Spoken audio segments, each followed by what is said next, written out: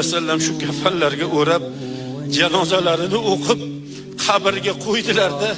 Hadisha onamni teppalarida shundoq oyoq tizzalarini tirab bir qancha 5-10 minut turgan ekanlar.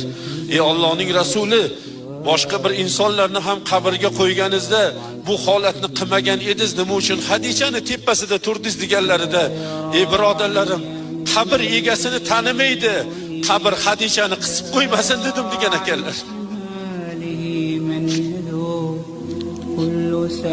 Bizning nimamiz bor qabrga? Nima tayyorlab qo'ydik? Nimadan xotirjammiz? Nimaga qo'rqmaymiz? Nimaga qaytmaymiz birodarlar?